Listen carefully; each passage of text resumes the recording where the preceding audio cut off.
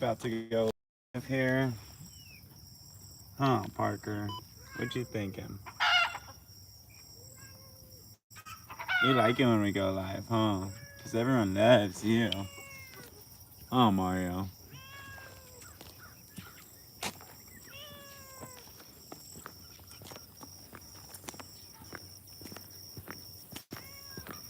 Come on.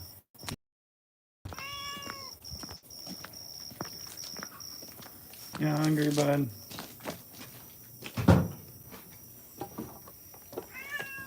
Mario was our neighbor's cat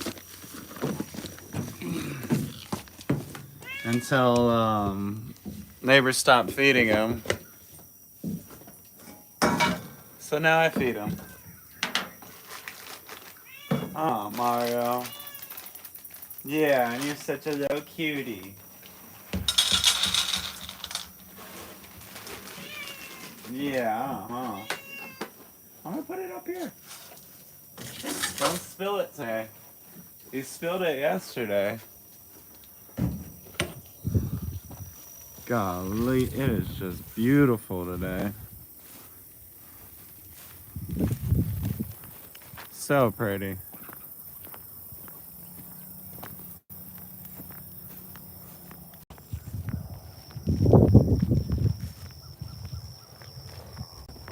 Holy.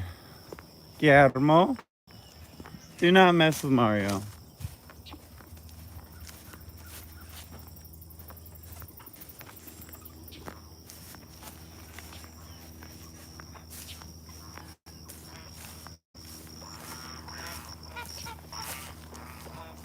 What you doing, bud?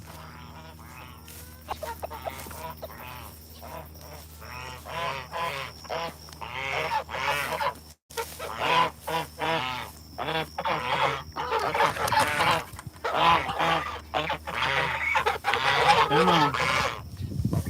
Yeah. Oh, yeah. What y'all gonna do today? Huh?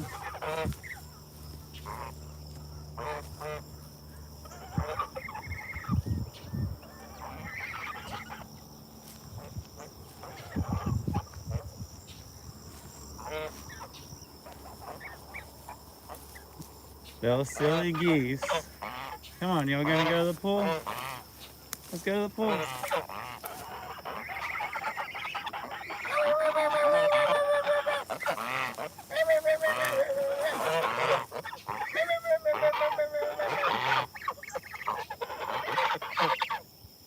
Hey, Callie Mias. Yes, definitely a gaggle of geese. They're very silly too. Come here, babies. They love to give you little nibbles on your fingers. You wanna give me a nibble? Lol. I don't think the wife would like it if I grabbed the buckshot. Also, I wouldn't use buckshot on a goose. I don't think that's what it's meant for.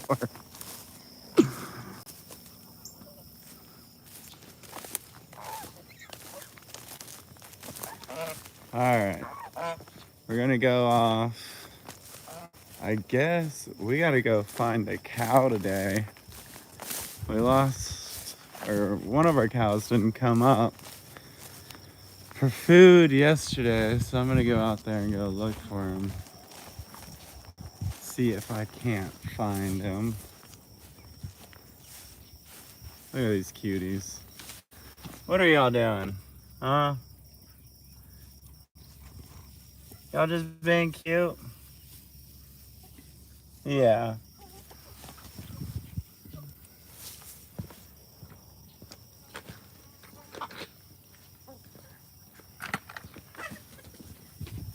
Okay.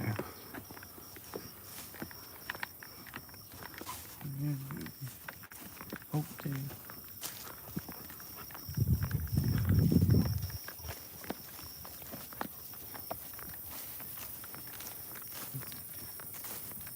Woo-wee. The weather feels so nice out today. We're finally getting some of that cool air in the morning. I gotta go feed the pigs. So we're walking over there now. I gotta get the cows back here eating all this grass. So tall and they love it.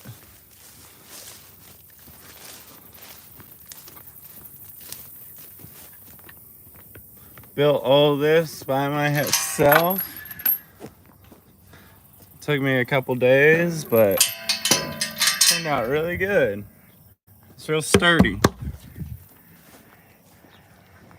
Super expensive, but very worth it. Okay, we got the pigs coming now.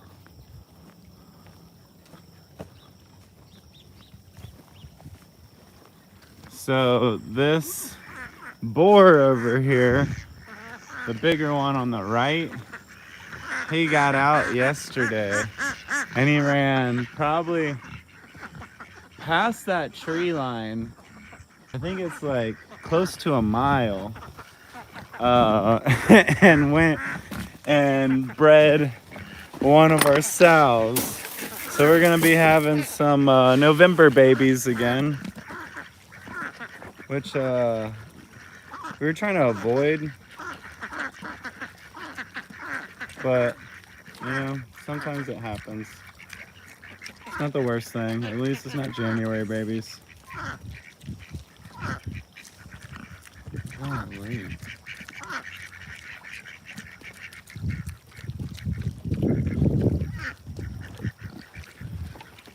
Oh, what do y'all have to say? How's the breakfast this morning? You have any compliments to the chef? Is there anything you want me to tell him? Do better next time?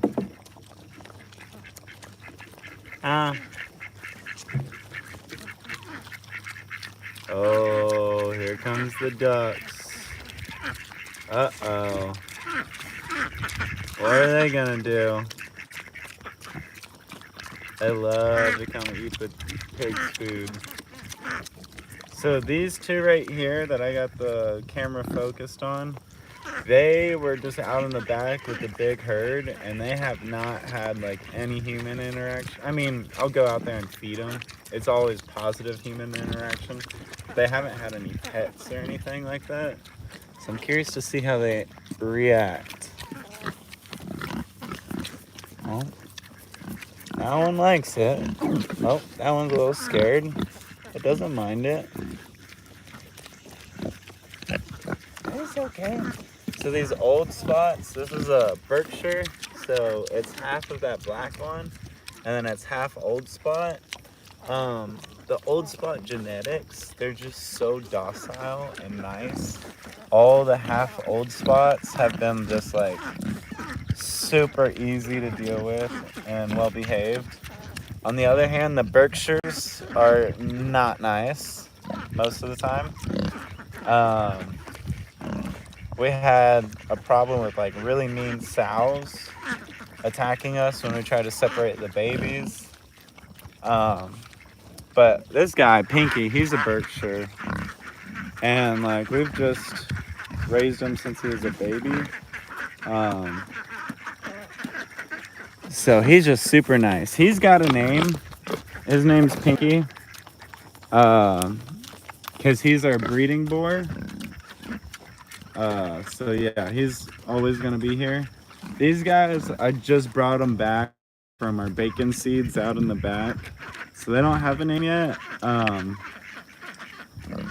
And they're probably gonna go to freezer camp in December.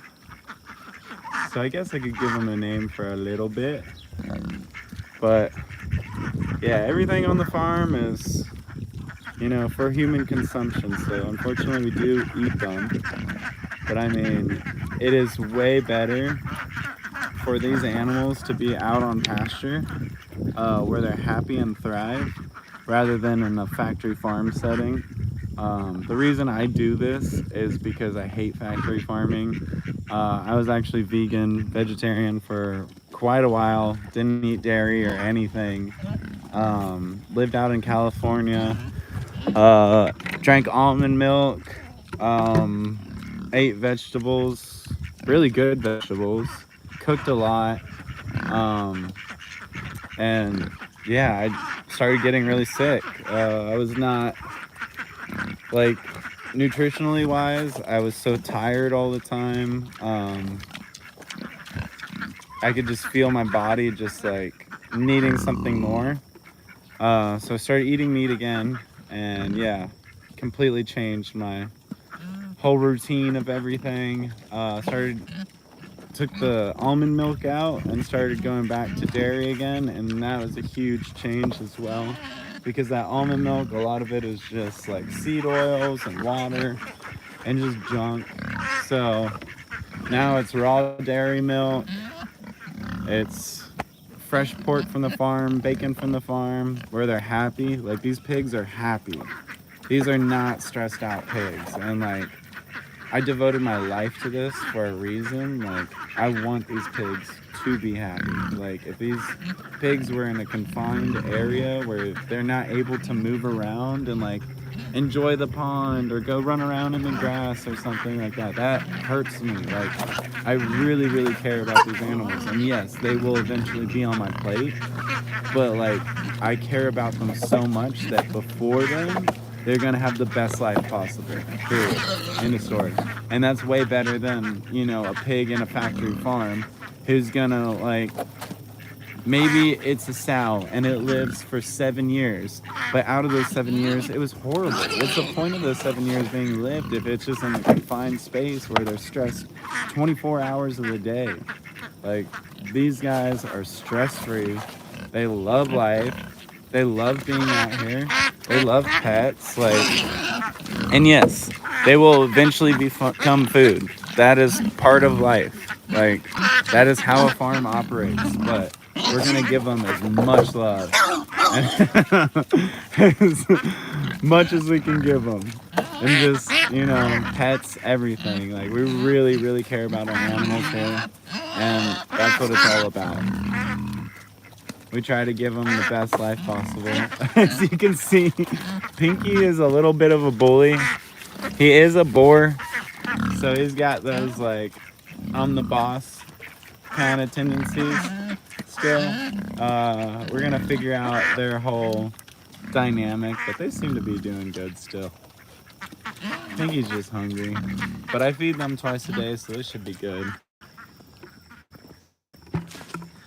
But yeah, so, I mean, this whole farm is animals. We use the animals as stewards of the land.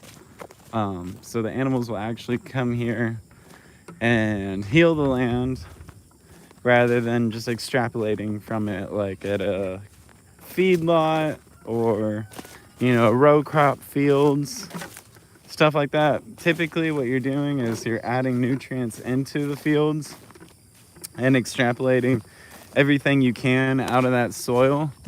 That's why you have to keep adding nutrients back into the soil, because it's essentially dead.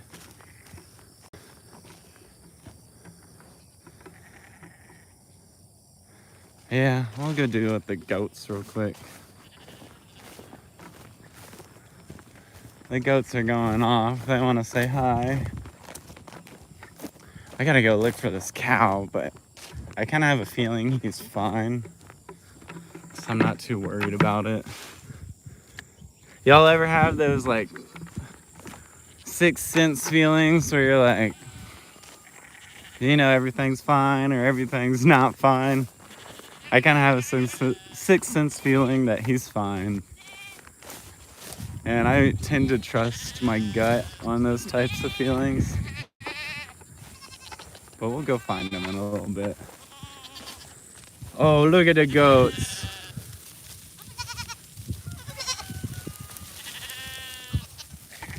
Y'all are crazy, huh?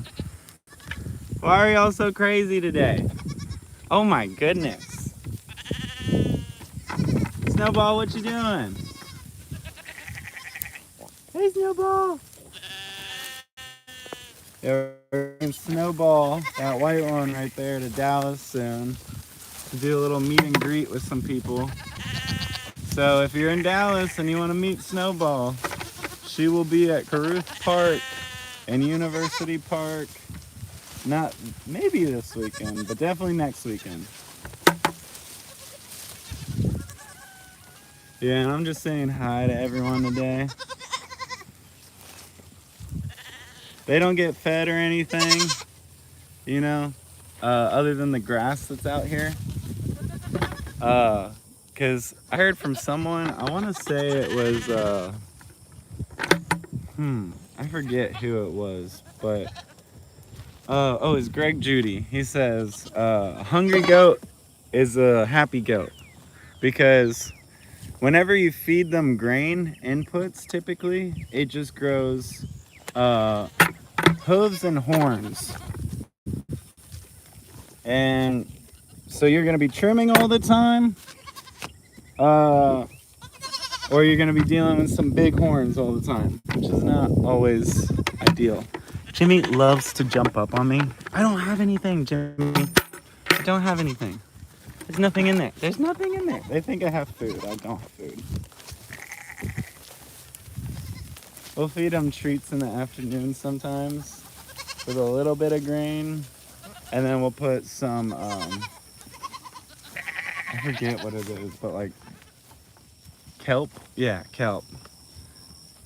And they really, really like that stuff. And the kelp is really, really good for them. So these are our sheep. They're much calmer than the goats. Much calmer. No, there's nothing in there, Bella. There's nothing in there. Oh my goodness, Bella. Bella, come here. Bella, come here. Come here, Bella. Oh. You gonna run away from me? What? What? Come here. No, you gotta run from me. Really?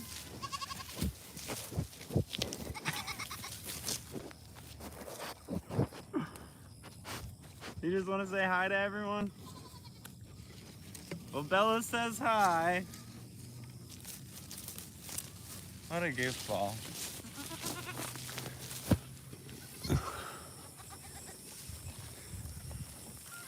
This gimbal thing drives me crazy sometimes.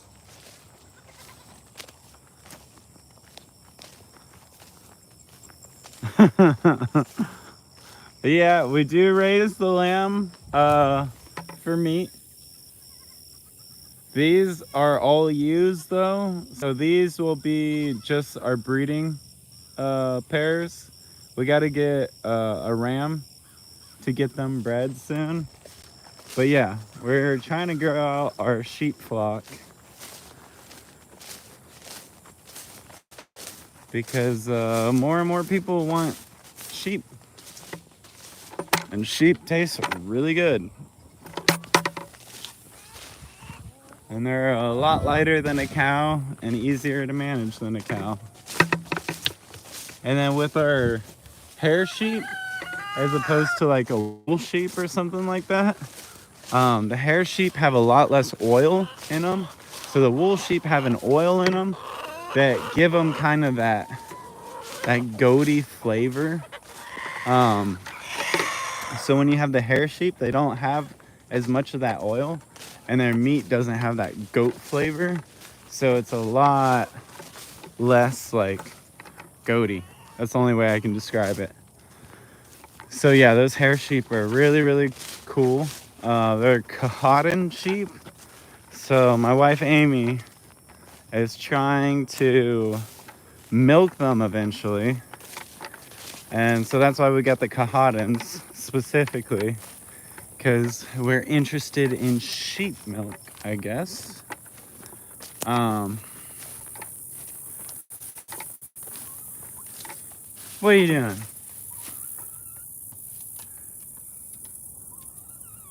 What's up, baby? So that's one of our barred rocks. That was one of the first chickens we ever got when we first moved here. About almost 2 years. Oh, jeez. Whoa. Oh, oh, oh. Oh, oh.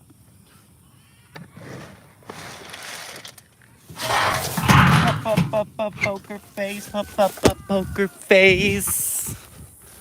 Okay, so y'all got any questions for me? On the chat today. If y'all have any questions, I'm here. I got answers-ish, maybe answers. I don't know anything, but you know, I can talk. I can gab a little bit. Sometimes my gabbing might lead to something. But here's some chickens. We feed them a corn-free, soy-free diet from Tony's over in Munster, Texas. Best feed in all of Texas, hands down. They're the best people to deal with too. If you're over in Munster and you want to ever go meet them or talk about feed, they would love to talk to you. They got all sorts of different feeds. Tons of different corn-free, soy-free options for a lot of different animals. And yeah, they're just great people. Super affordable too. A lot of the feed, so like if you talk to these real chicken farmers, they'll say a lot of the feed that you get from like Tractor Supply, hardware stores, or fix and feeds, like kind of places, after about like 2 months, that feed degrades so much, losing a lot of its nutrients. So therefore, most of that stuff you get at Tractor Supply or something is just nutrient deficient. Like there's no nutrients in there really for your chickens. Like that chicken feed needs to be milled. Like you really want it within a month of it being milled, of using it. Because after a month, that's when it starts degrading and just losing nutritional value. So it's really, really nice to have like Tony's right next to us. Like it's not right next to us, but it's like hour and 15-minute drive. And yeah, I'll make that drive every day for that feed because you can notice a difference with the animals 100%. Like, and then with the flavor of the meat too. So these are monogastric animals. Like a chicken is a monogastric. Whatever it eats, it's gonna taste like. So yeah, it's really important to feed them high quality food. These are our egg layers, so these will not be meat. But even with the eggs, you want to feed them high quality food because those eggs taste so much better than your store-bought or any other eggs that I find around here locally. Yes, we got a ton of chickens. We got 100 plus out here. We're looking to get more. I really want to get it to 500 next year. That's the goal because we've been selling eggs like crazy. Like we sell out of eggs all the time, easy. So that's nice to have something that sells out of. And like if we can capitalize on that, then heck yeah.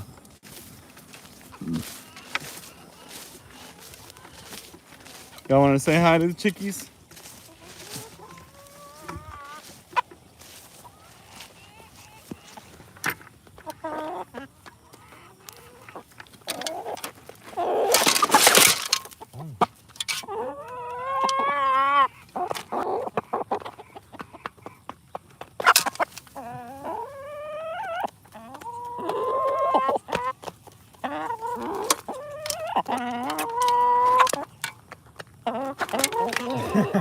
So chickens have a pecking order.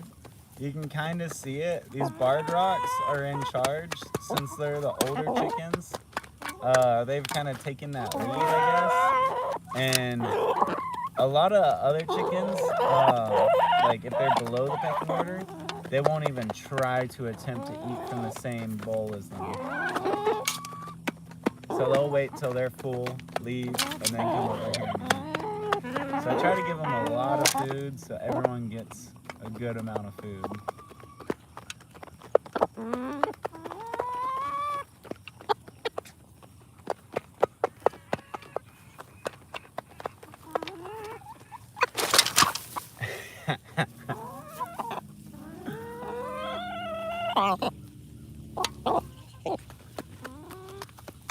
I think out of the chickens, I really like the barred rocks. Like if I were to get more chickens again, I would probably go with barred rocks.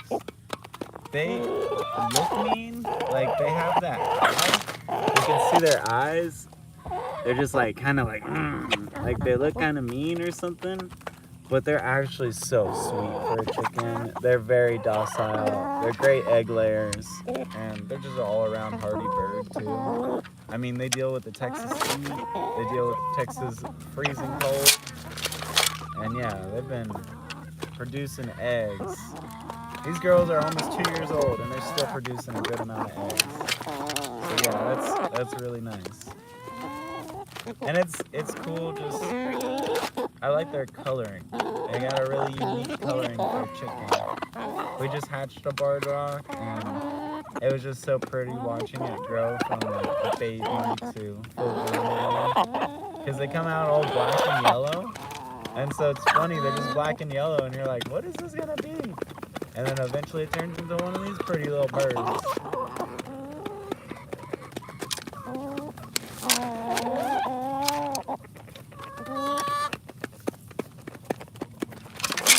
Yes, food costs at the grocery stores are so expensive. But like our eggs aren't cheaper than the grocery store. That's the only issue. So with this feed that we feed them, it keeps them very healthy. They love it and everything. But it's pretty expensive feed. It's high quality feed. So because I feed them such a high quality feed, the eggs are a little more pricey. We sell them typically like to local people, friends and family, that kind of stuff, like $5. I mean, I guess everyone, typically $5. What I want to get for it is more like 6 or 7.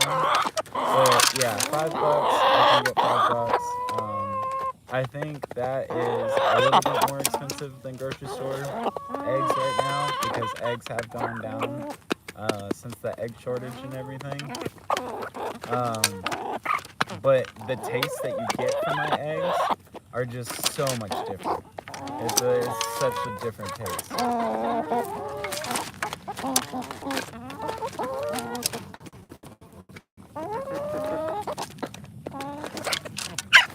Yeah. And like I said, that feed helps them stay really healthy. If I didn't have Tony's, we might not even have the farm like we do right now. Like Tony's has helped us so much. I just want to give a shout out to Tony's in Munster, Texas. I want to give a shout out to Texas A&M Agro Extension Program and Cody Maxwell over in Fannin County. Without those people and like friends and family, obviously my dad, Jim Bob over in Commerce, yeah, so many others, Billy, Kilpatrick. So yeah, there's so many people that if we didn't have those people, we would not have this farm. So yeah, we're super grateful to have those people in our lives. And it's not like those people were always in our lives. Like we came into this town kind of like not knowing anyone, literally not knowing anyone. We knew my dad had purchased this property in 2013, and we had known the neighbors a little bit, but not really any more than that. And yeah, we just kind of didn't know anything, didn't know anyone, came in here. We went to a bunch of the AgriLife Texas A&M extension program. We went to a bunch of those classes over with Cody, and we just learned so much about, you know, cattle handling, winter pastures, fencing requirements, so many different things. And so, yeah, I'm really thankful for those people. And then through those programs, we met so many friends because they're all like-minded people. They're all farming. They're all in this community, kind of doing the same thing that we're doing, just maybe a little different. And so, like, meeting those people and being all in one room with them is like so beneficial. Like, we've made so many connections. For example, like Jim Bob, he's the guy that we bought all our cows from. He's helped us so much on the farm, just like with help with the cows and everything like that. And it's funny because he was friends with my dad, like running friends with him over in Dallas for years, and I had never met Jim Bob. And then at one of these classes, we just started talking, and after an hour or two of talking, he asked me, "Hey, do you know a guy named Armando?" And I was like, "That's my dad." And so it was just really weird. And he's like, "Oh yeah, then I'm your uncle because that's one of my best friends." So it was a very, one of those, you know, things that God put on this earth that was just meant to happen. It's just funny how those things happen. Like, just talk to the people around you, connect with people around you. Like, you don't know the connections you'll make. Like, every week in this small town, we're making more and more connections, and we're just like, what's different about a small town as compared to like Dallas or a bigger city or something like that? Everything that you put into it, you get a reaction from it a lot quicker and a lot stronger. So if I'm gonna put negativity into this town, you know, people are gonna come at me with real negative stuff, real negative all the time. But if I put positivity into it, I start to see, you know, positivity come out little by little, and things changing around us, people changing habits. So yeah, it's, if you have a positive influence and you can put that into a community, or if you can put that into a town or something, do it. We need more positive people out in the country. We need more positive people doing regenerative farming. We need more young farmers who are willing to do this work. I mean, you're walking with me doing this chores. It's not like this is backbreaking work. This is just like, I mean, some of it, yes. Putting up a fence, maintaining the fences, you know, loading animals. There are some really, really hardships with this, but I really, really recommend people to try to get into this life business. And it's not like it's for a ton of money or anything like that. I want to do this more for the land, the sustainability, and then for our future generations. I mean, I really, really care about, like, I don't even have kids yet, but I'm planning on having kids soon. And so everything I do here is really in preparation for those kids. And like, you know, I want to be like the coolest papaw there ever was. So, I mean, I want to be the coolest dad too, but to be a cool papaw, you got to be dad first. So yeah, be a cool dad. But yeah, the goal eventually is I want to have a ton of grandkids. I want to just show them this place and just show them how to work animals, live off the land, survive off the land. Yeah, I get all weird with all the new technology that's coming around and stuff. I'm really scared about the future, and not in a bad way. I'm more nervous about future generations and, you know, what they will have to provide money for them, essentially. Like, what kind of jobs are we going to have in the future? Is it going to be more farming jobs like this because robots can't, you know, take care of animals like I could or something like that? Or is it going to be, I don't know. What are you guys' thoughts on the, in 10 years, what our jobs are going to look like? Because I am doing this because I really don't think AI or robots or anything could do the job the same way that I do the job. I mean, I can look at these animals, I know their condition day by day, every day. I follow the condition really well. And like, I'll know when something is off that day. I'll just know, I can just tell. It's weird. I work with these animals every day, so it's just like something you can tell. And I don't think a robot or AI could pick up on those little subtle hints. So I don't know. Something I think about way too much. Maybe I listen to a little bit too much Joe Rogan. But yeah, just preparing for the future. Ooh, there's a pretty butterfly. Been seeing a lot of pretty butterflies lately. A lot of pretty ones. Oh, I went the wrong way. All right, I gotta go find this cow now. So we'll go see how that turns out. He's gonna be like right over here, I guarantee it. Just acting like nothing's wrong.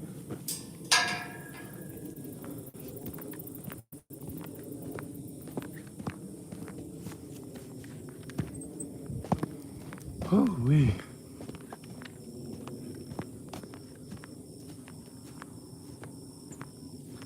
Yeah, I don't let it consume me. But I try to prepare for the future.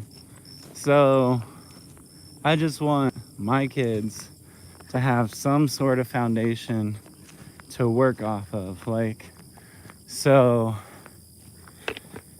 if, you know, they get older and they don't want to work on the farm, that's totally fine. I do not care. I'll figure it out some way or another. But I really, really want to, you know, provide something for the future generations of mine to have something that's tangible.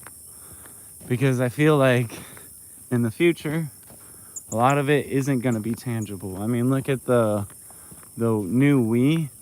The new Wii, you don't even have rights to the console.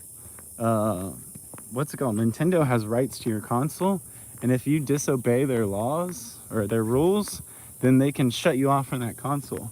So that's just showing me that in the future, everything's going to be rented. It's not going to be owned by you. Something else is going to own it, and then if you mess up, you don't follow the rules, you lose the privilege. So I don't like that kind of way of life. It's kind of weird.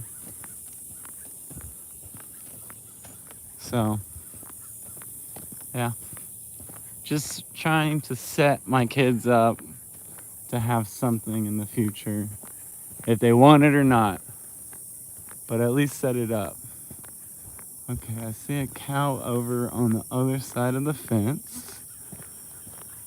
That is kind of making me lead to Diablo being on the other side of the fence.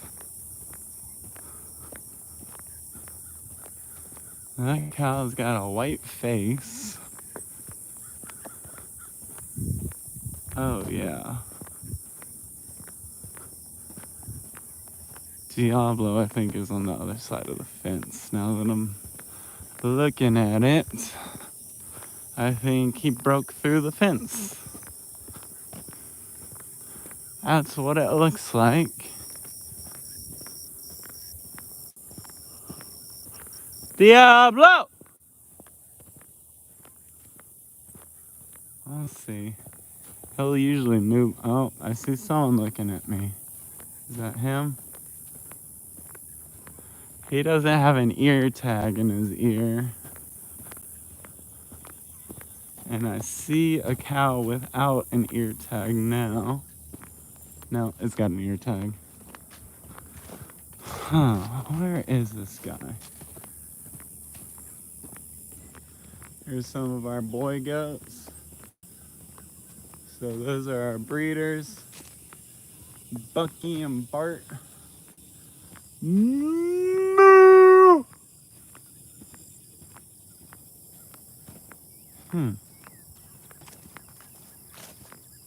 Where is this boy?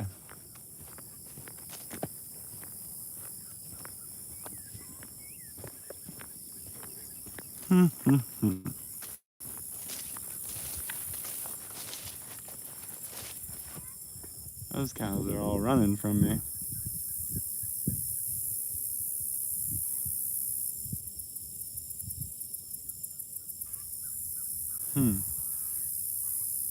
That sounded like Diablo. No!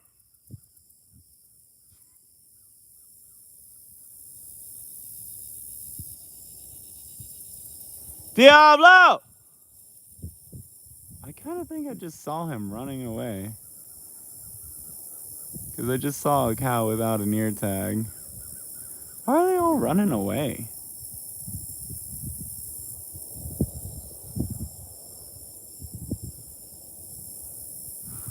Alright, well, I'm gonna have to go chase that herd in a little bit, I think. That will be interesting. Because that ain't on my property.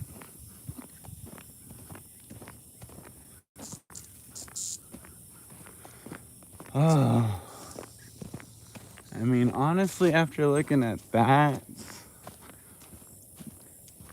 I kind of feel like both of the cows are over there now. But I'll walk down here. I'll see if I can find them. My fence is not the best at the moment. So yeah, that's why I feed the cows morning and evening. So they don't try to go through the fence. But we have 2 cows over at my friend Jim Bob's place getting bred right now. So there was only Diablo and 48 over here. And 48, she's kind of a crazy girl. She's got a little screw loose in her head. So yeah, I don't think she was the best animal to leave with Diablo in hindsight. So yeah, I'm gonna probably be spending most of my day looking for them. So that will be fun. Hopefully they're just right around this corner. But I'm telling you, I think I saw him. We got the piggies down here. I don't have the feed yet, so they're gonna be all angry at me. Damn, they're looking big. They're looking so big right now.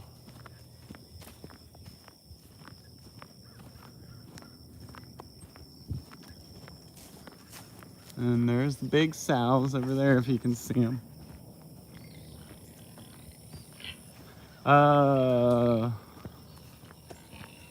Diablo is a little steer. We got him from Jim Bob because his mom had woody tongue, so he had to get rid of the mom and sell her. And he didn't want to bottle raise Diablo, so we bottle raised Diablo and we cut him early to a steer. So he's like our little baby steer.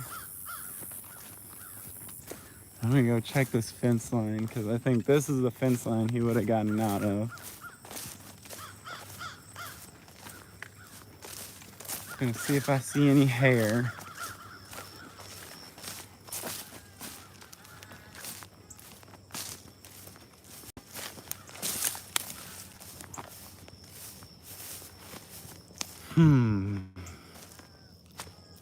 I mean, this is snapped right here.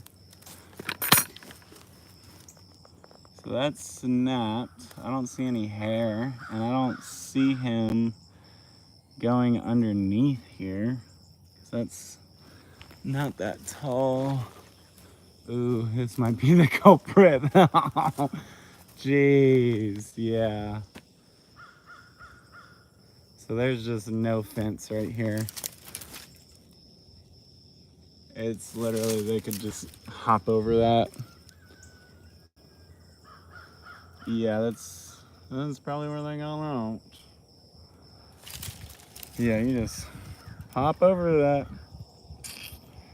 Yeah, I bet you they're over at the neighbors. That's what it seems like. I put these posts in here because I was running electric wire, but I had yet to run it. But I guess I should put up some fake wire so I don't even try to go over here. Dang. So that's gonna be fun. Grab, oh my goodness. Yeah, they definitely came in and out through here. This is all mangled up. Yep. Well, that's gonna be fun. I know why they did it. I get it. They don't have their friends here. So that's the hard part of farming. Probably keeping your animals locked in.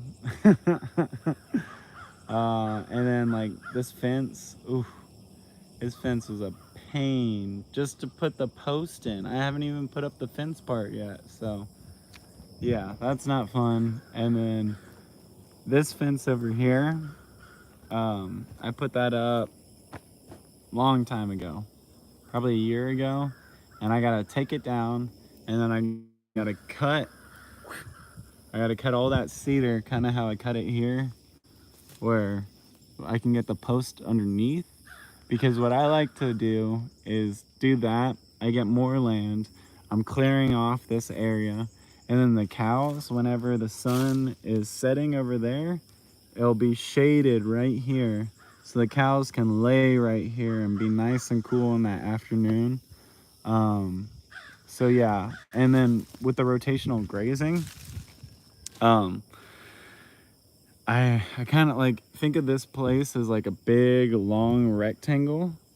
I can like do little chunks like boom, boom, and go all the way down, and in that way they have shade on this side in the afternoon, and then they would have shade on the other side like in the morning. You see that shade right there from that tree? They'd have that morning shade. Just midday, I got to figure out something that they can get under and like get a little bit of shade in the summertime. But yeah, so they would basically just be a block right here, boom, and then just move them to each new square every day. And then yeah, that'd give them option of shade all day long.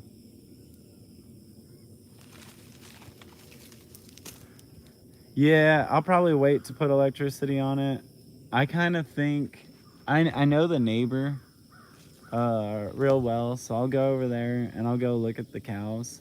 If Diablo's over there, they have a chute that I can use, and I can put them in the chute real easy, and then throw them in the trailer and bring them back over here. But yeah, I might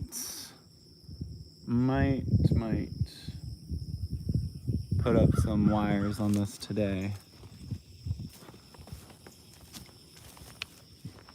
Well, at least I roughly know where he got out of. That is good. I need to go get the pig feed now. So, yeah. Pretty sure we know where Diablo came from, or went. Holy. Okay, I gotta take a little bit of a pee break. So y'all are gonna look at this beautiful landscape. Just gorgeous for a second.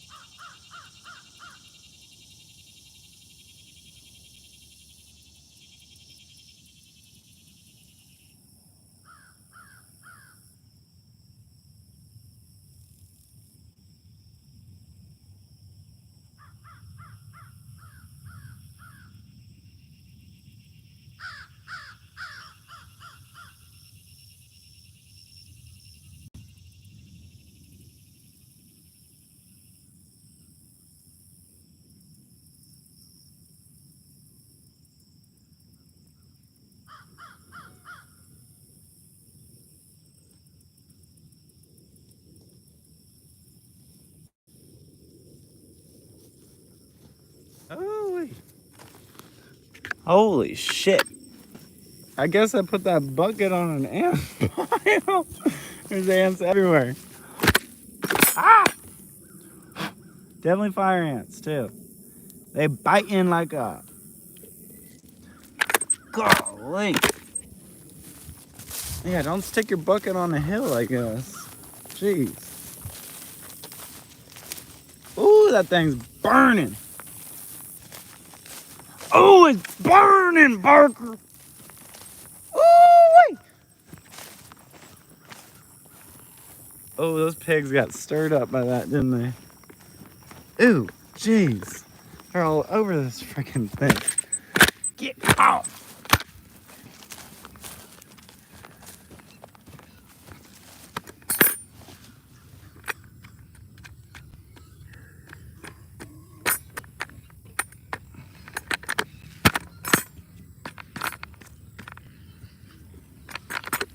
Ooh. Ooh, ooh, ooh.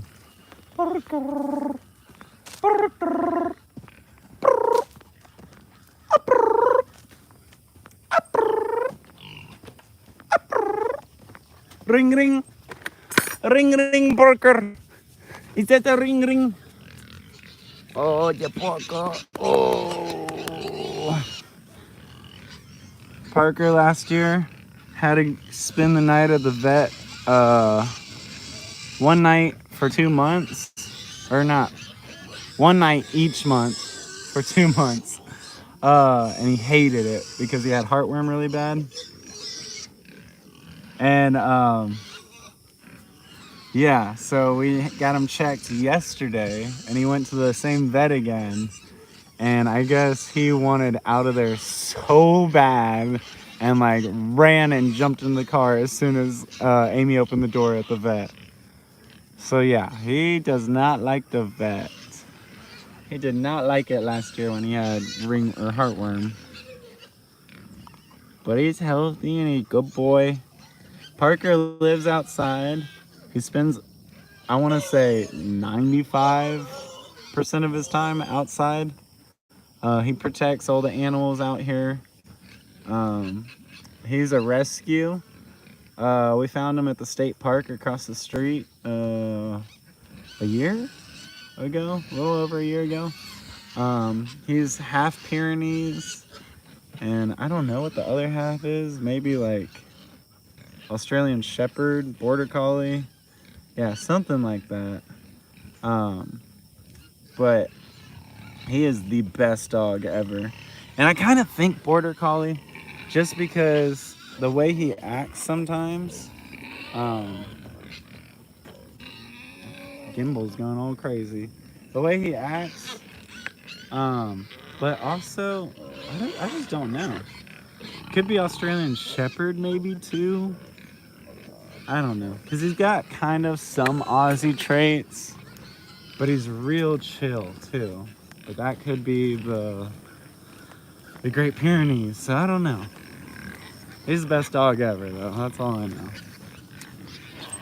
Literally, I'd pay so much money for that dog. I have paid so much money for him. Heartworm, I think everything last year for him, I think cost $1,200 plus.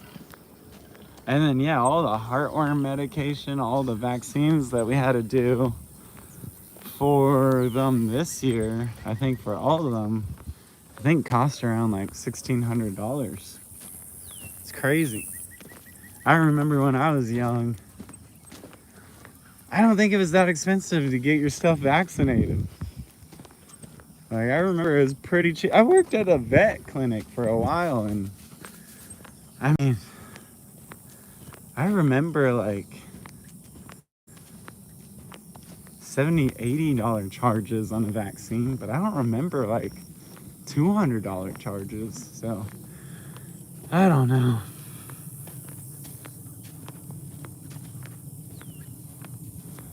Yeah, you think he's definitely border collie? That's what I think too. He just kind of walks like it. But yeah, best dog ever. Even when we're like wrangling up like the goats or something like that, he can sometimes be pretty good at that. Not like good, but okay. Like uh, he'll kind of just trail them. Not really like work them or anything like that. But that's good. Because I mean, whenever you do your cattle drives or you move your animals or something like that, and say you're on horseback or you're just on foot, you do have your dogs follow you, even your Great Pyrenees and stuff like that. And they're not necessarily moving the animals, but they're there to protect them. And so, yeah, it's definitely good for that. And he's hands down probably saved our garden this year. We've had so many rats and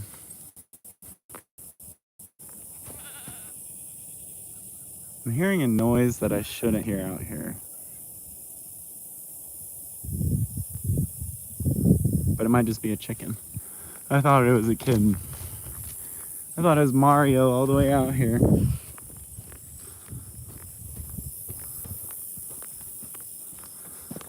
Parker, what are we gonna do with you, bud, huh?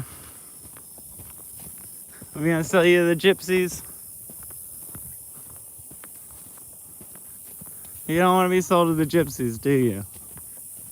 He's running away faster now. Parker, come here. I want to talk to you about your extended car warranty.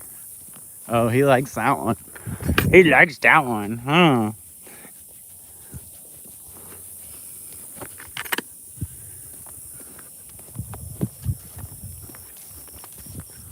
Okay. Jeez, jeez, jeez. That is so nice out here. Like, look how... You can't look, because the gimbal's not going up there. But look how high that sun is already. Ooh, it's still cool in the shade, baby. That's what I like to feel. Woo! We're finally getting a little bit of fall weather, although it is supposed to get cranked up this weekend. Pretty hot. Oh my goodness. Look at this freaking hippie over here. He's got this weirdo sitting with the sheep. Who is that? Hot and muggy, Minnesota. I mean, it's muggy here, but you know, I'm used to it now. I want to say weather is probably 78, 80, and humidity is probably 50+%. But ooh, feels good comparatively to last week. Look at this. What is going on over there?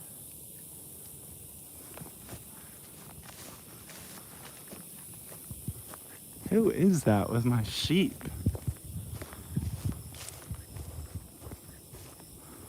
What are you doing with my sheep? What are you doing with them?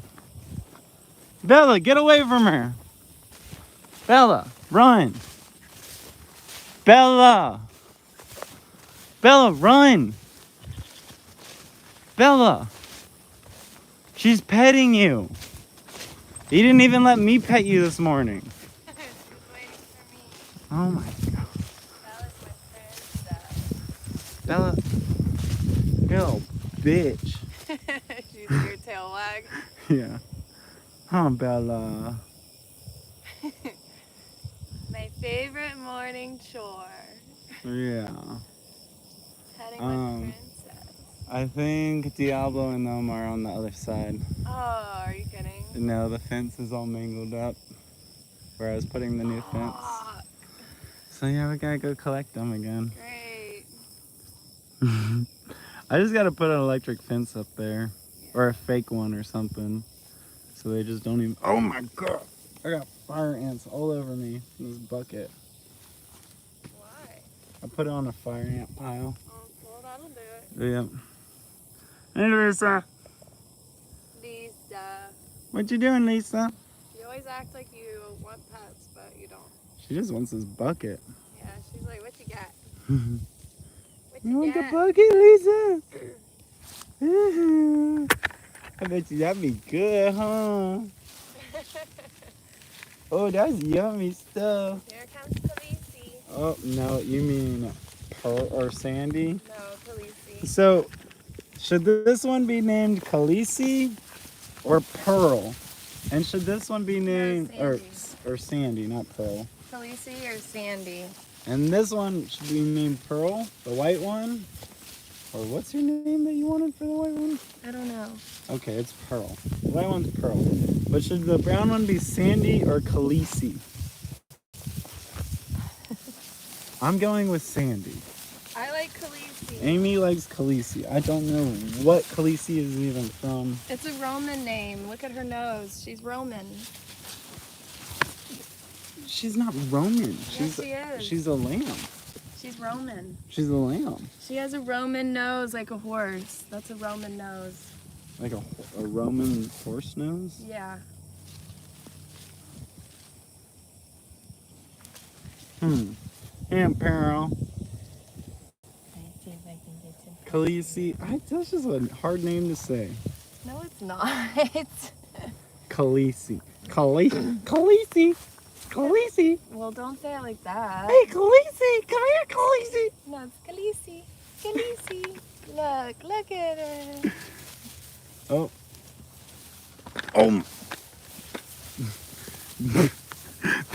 Stop. She's such a brat. She just hit me in the nuts so hard. She's like, if I can just get him knocked over, then I can get the bucket. Bella, what are you doing? Oh. I'm gonna get you.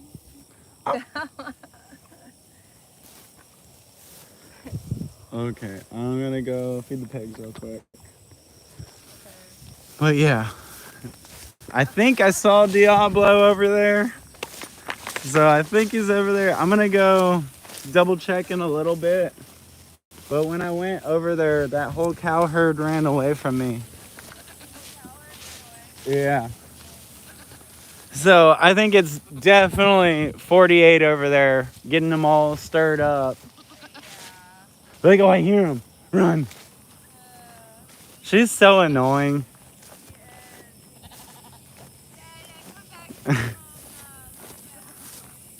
I see her. Yeah, Khaleesi is nice. But I like Sandy better. Easier, rolls off the tongue. Khaleesi. Khaleesi. Here's the guineas. We got one guinea right now that's laying on 20-something eggs. So we'll see how that turns out.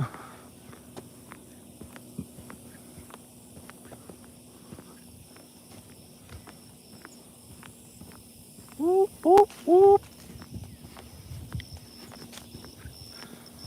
Alrighty. Here comes the fun part. Thinking about grabbing a fishing pole and going down there. Trying to catch a little some. See a little some wants bite, you know? Just quick little some. What you want, little geesey?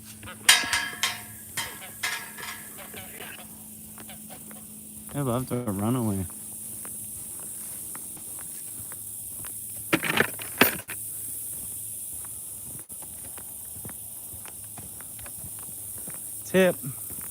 Hippopotamus.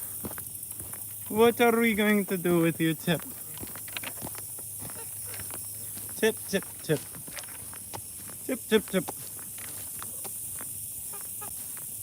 What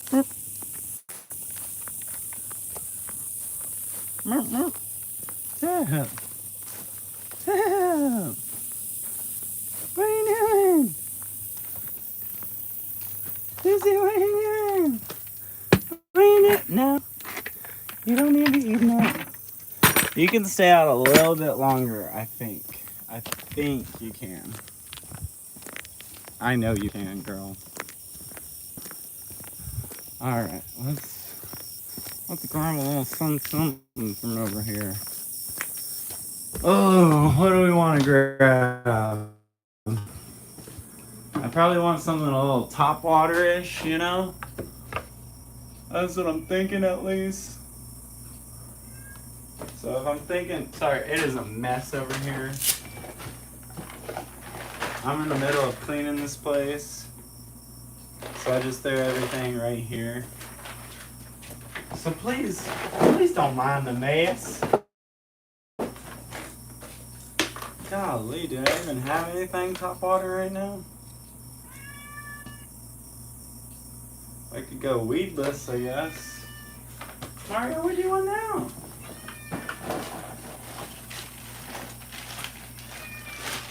Yeah, I might have to go just weedless on this one.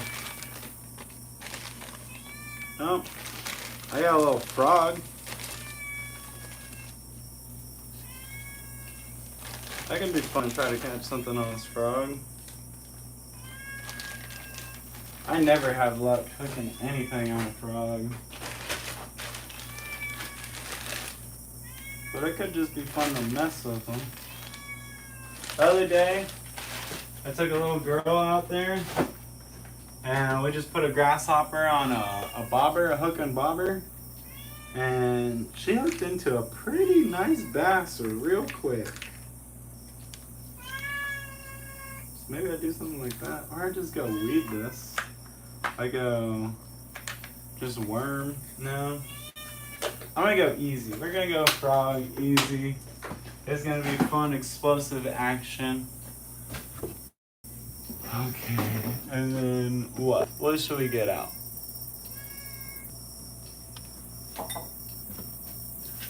Let's get the Abu Garcia maybe. The Abu. The Ambassador. Ambassador. The Ambassador. Would you like to see the Ambassador? I got this pole from a gun show locally. And it was strung up and everything. And it's been my favorite freaking pole in so long. It reminds me so much of my great-grandpa's fishing pole that I used to have. It was an Abu Garcia as well. I don't know if it was an Ambassador. Might have been a little older. But yeah, I love these old Abu Garcias. They're just the best. Absolutely the best. Especially when you get these old guys who just take care of them throughout the years and just baby them. And they're just smooth as butter. Love it. Got to love it. I just do a quick, simple knot here. It's 1, 2, 3. Pull it down. And you don't want to pull tight. And then another 1. Because you're wrapping it into that loop, you know. 2. And then 3. And then I'll just kind of close it up like that. I'll spit on it a little bit, because if you don't get water on there or some sort of liquid, when you cinch that knot, it'll actually produce so much heat that that line will fray and your line will just come undone. So that's why you want to get those knots real wet. Spit on them, get them wet or something before you cinch that knot, or else they'll just burn right off. Or you'll tie it, and then when you go to hook onto a fish, it'll just snap off, because that line is so frayed and burnt that it's holding on to basically nothing.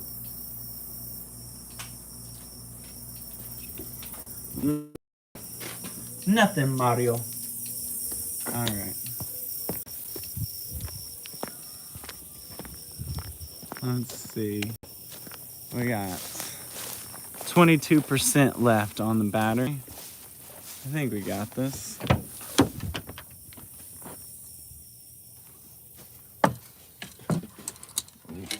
Ooh. Alrighty.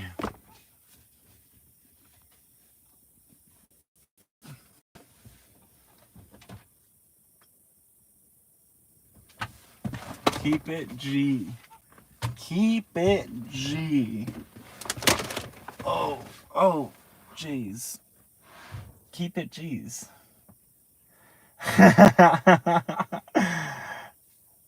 That cat, I just fed him. If you go earlier on the live stream, I fed him this morning. I fed him a lot of food too. He's just always begging for food.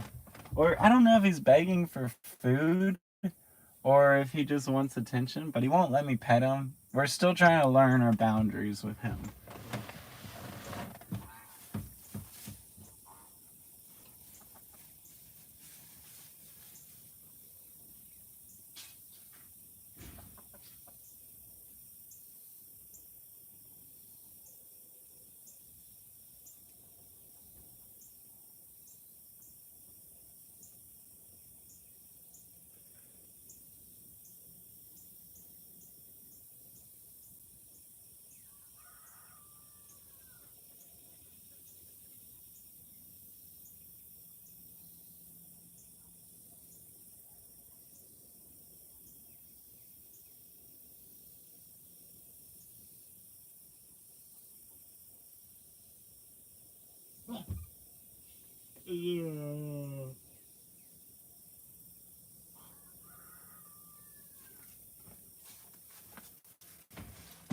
Alrighty. I don't know who that weirdo was out there rubbing his nose on my car.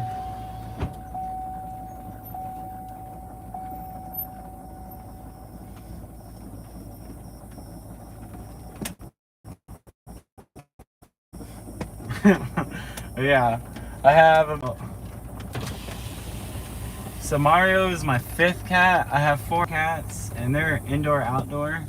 And yes, very clingy. Very.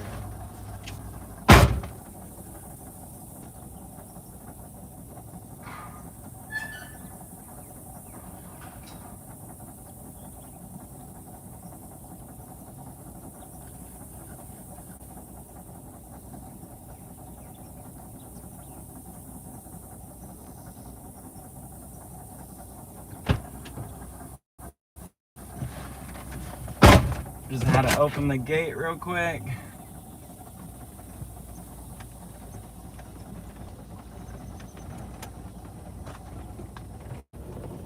Oh, that don't really fit right there, do it?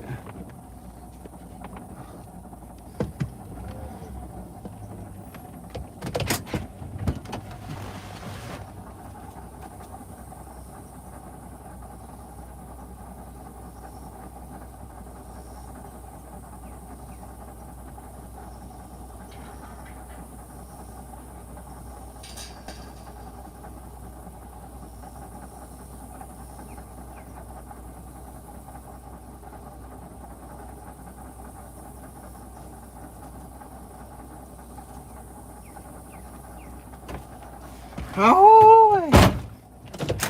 Alrighty. So off to feed pigs now. I'm in the bulletproof GMC. 07 GMC. Let's see how many miles it's got on it. Oh, I gotta change the oil. That's for sure.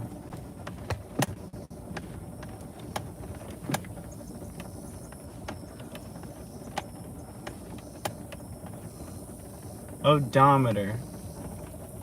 254,030. Huh? Yeah? Yeah. I fed him.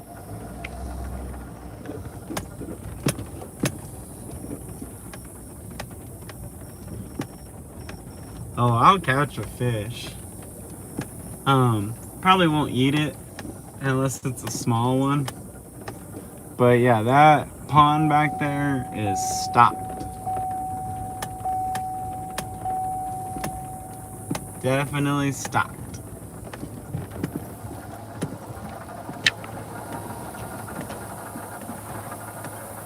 It's nice having this gimbal on this drive because usually it's so shaky. The video looks really nice.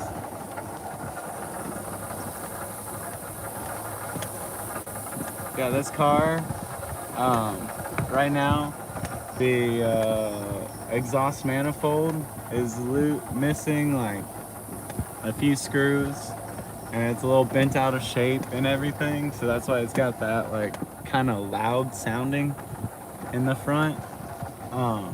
But yeah, these LS engines are bulletproof. I saw a guy on YouTube, he was trying to kill an LS engine, and he had it redlined in his driveway, like full throttle, foot on the throttle, just a rock on it, redlined, high RPM, and he had it redlined, I want to say for like 12 hours or something like that, and nothing happened. He eventually had to like shove like sand and glue and everything down into the engine just for it to eventually fail. So you want a car that's gonna survive, get you one of these old Tahoes, like an '03 Tahoe to like 2010, 2011, something like that. Maybe even a little later, I don't know. But yeah, those Tahoes are just so bulletproof. You may need to fix the transmission, some minor things like that. There's definitely like some transmission issues with them. Not super common, but happens, you know, it definitely happens, especially when you beat up your rigs and everything.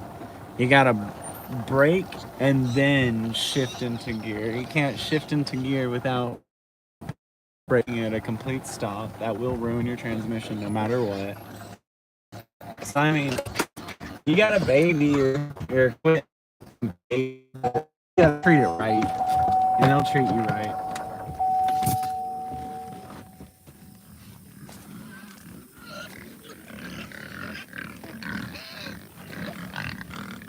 All right, guys.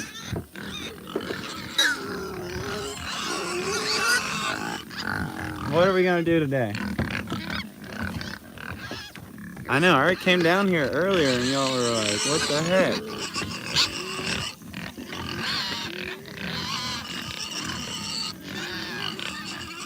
See if we can position that kind of right. Hopefully y'all can see. I think you can. Yeah, there's them piggies.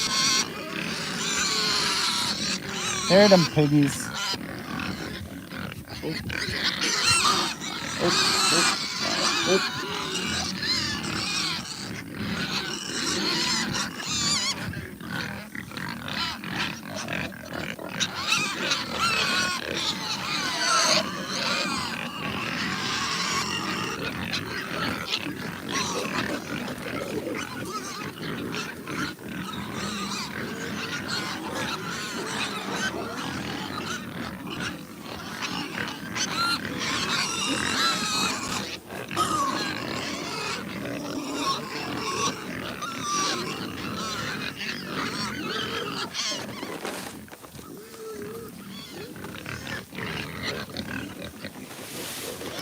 Oh.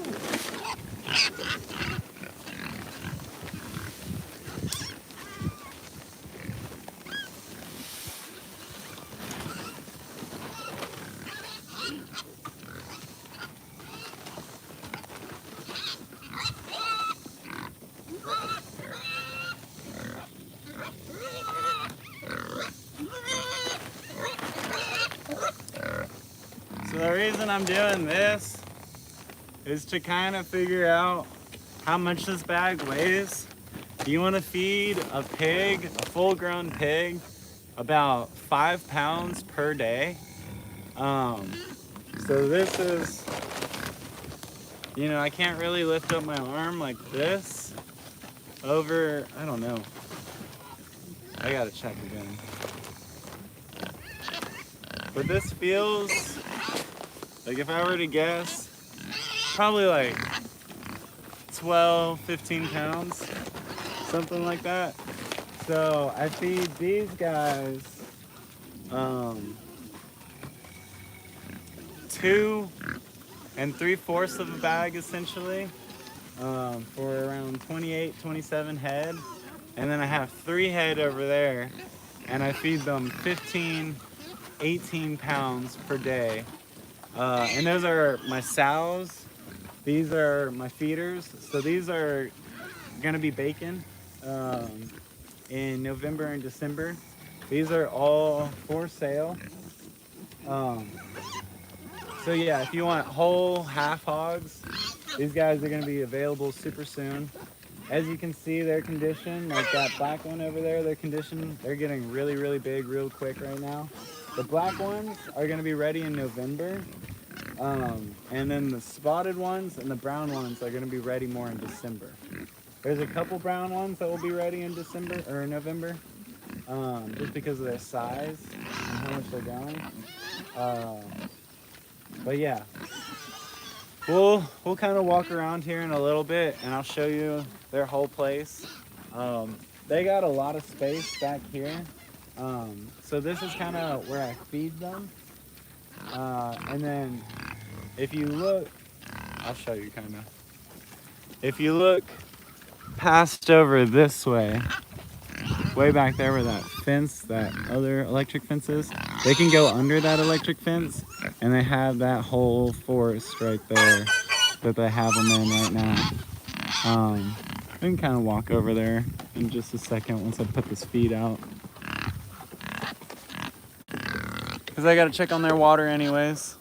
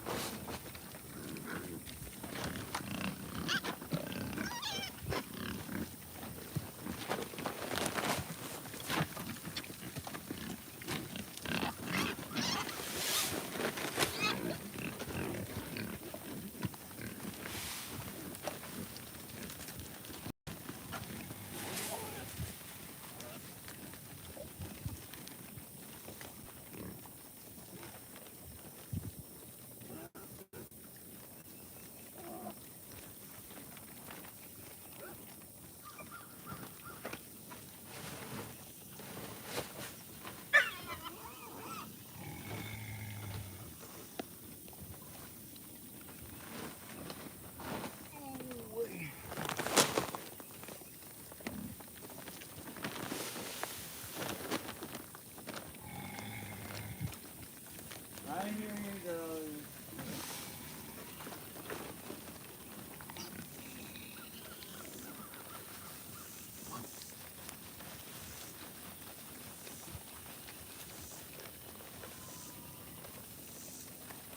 What is that sound? Why do you guys sound weird?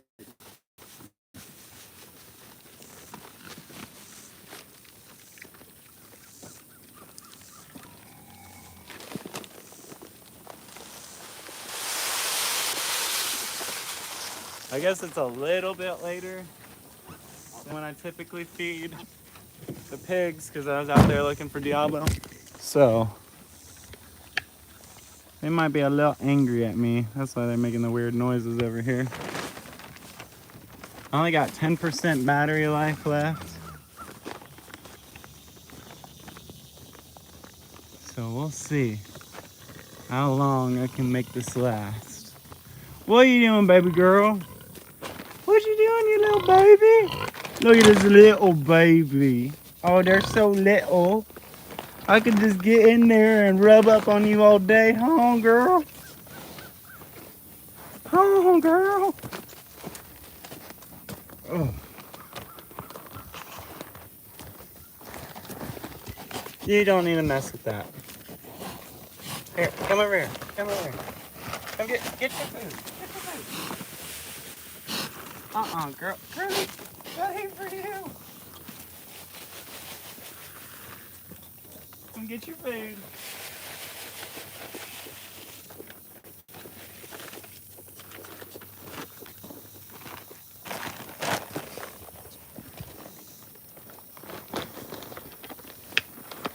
So this one is Thelma.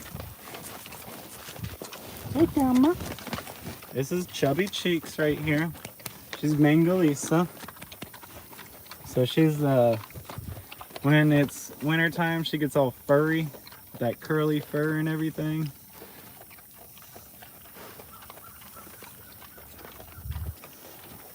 I've never been to Norway, or I don't know anything much about it, but I love fish and cheese also. Maybe I gotta check it out. And then this is Luis. These two old spots right here were some of the first farm animals that we purchased for the farm. They are great. We love our old spots. We kept the old spots and we culled the Berkshires that we had, and we culled most of the Mangalisas we had. This Mangalisa, she was so nice, and she's just very well mannered, and she did really, for the most part, pretty good for her babies. She treated them really good. She gave them tons of care, but she's not great about not squishing them. She squished 2 of her babies, so we gotta watch her this next birthing round. Make sure she doesn't squeeze any babies, but other than that, she's a really good pig. And then these two farrowed together, and they're sisters, and they were just incredible. They did real good. She got impregnated yesterday because that boar ran all the way over here. You can kind of see her area is a little inflamed. So yeah, we're gonna have November piglets. I'm hoping they didn't get bred because I really just want to deal with 1 pig. I don't want to deal with 3 pigs being bred. But that's just me, you know.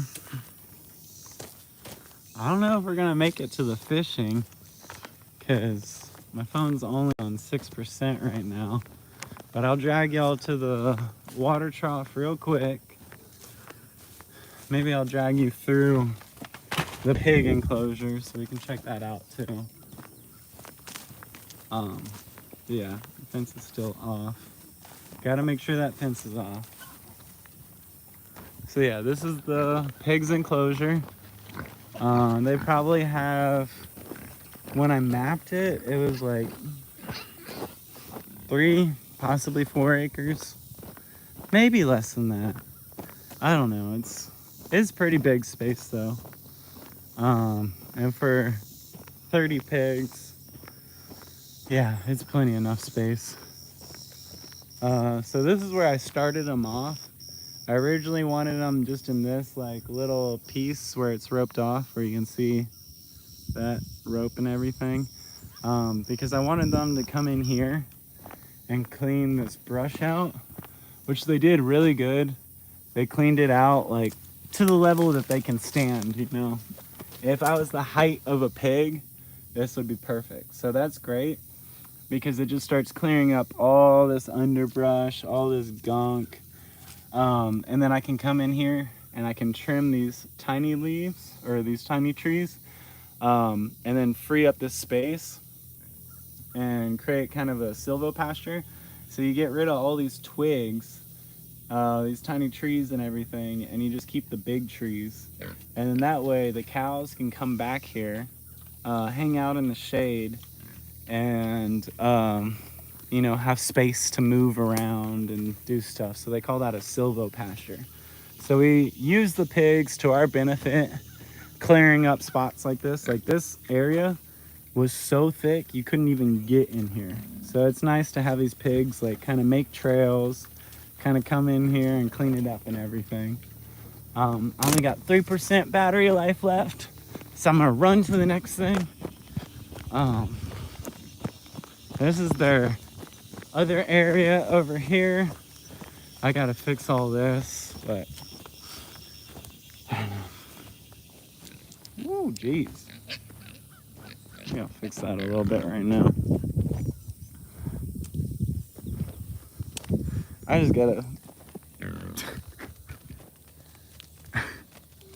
Yeah, they barely don't touch that line. Old car.